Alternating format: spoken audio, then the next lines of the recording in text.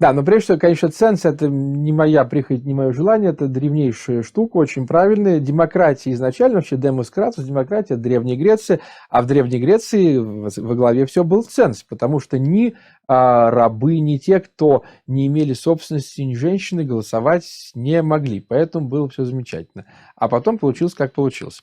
И вы знаете, ведь Гитлера избирали на свободных выборах. И я вам открою страшную тайну, Путина тоже избирали, да?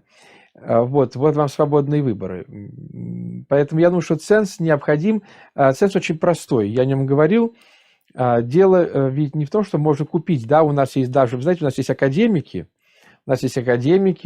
головорезы и прочее. Сталин, кстати, был, вы знаете, что Сталин был академиком, поэтому дело не в этом. И, кстати, с Соколовым нет проблем, пусть он голосует, он же один, все-таки он такой один вообще, Олежек только один, поэтому от его одного голоса ничего не изменится. А вот какой должен быть ценз, безусловно, дело даже не в том, что он там профессор, академик, либо крестьянин, либо горожанин. Нет, дело не в том, что он крестьянин, горожанин, профессор или не профессор. Нет. Единственный критерий может быть вот один, который спасет ситуацию. Он налогоплательщик или нет. Вот платит он налоги, то есть он работает и зарабатывает, либо он не платит налоги. То есть он ответственен за свой голос или безответственен. Тогда мы сразу снимем все проблемы. И тогда, поймите, у нас не будет расизма. Я же против-то вот такого расизма, потому что это, ой, а можно ли, говорит, нет, давайте мы вот по расам будем ниже. Как это можно? Но если он, понимаете, все, он благоразумный человек, он работает, он зарабатывает, он имеет право выбирать свое будущее. Но если он не работает, он не имеет права выбирать окружающим будущее.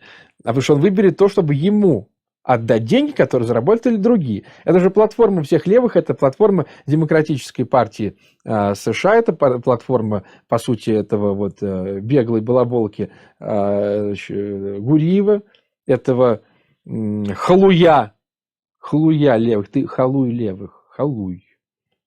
Халуй ты, Гуриев, понимаешь, и всегда будешь халуем. И сдохнешь ты халуем. Вот. Платформа. Пожалуйста, приехал азиат, негр, кто угодно, работает. Но не то, что вот он приехал, ему обязаны мы предоставить работу. С какой стати? Потому что его проблема, что он там где-то родился, и его семья, предки ни черта не сделали. Вот. А он... И вот такие замечательные способности, он получил визу, рабочую визу, приехал, работает, да, через какое-то время получил гражданство, работает, платит налоги и ответственен за свой голос. Он как ответственен? Очень просто. Он понимает, что вот он проголосует за такое-то правительство, и дальше будут такие-то действия, и у него будет так-то сработать. То есть у него будет работа, либо не будет работа. Да? И это будут такие-то условия. И тогда он имеет право выбирать.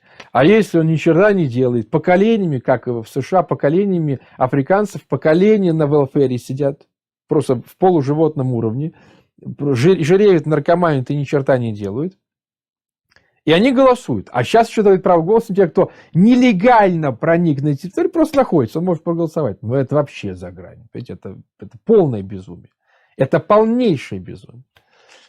Я повторяю, все должно быть объективно. Объективная конкуренция. Нет конкуренции, мы возвращаемся в совок, который похоронили. Если вы не понимаете, что есть разница между людьми, вот разница, она выяснилась в ходе эволюции, в ходе прогресса общества, в ходе появления цивилизации. В животном уровне там особо никакой разницы нет. Ну, например, там домов нету, там архитектуры нет. Понимаете? Ну, ничего там нету. Там коллекции нет, там книжек нет.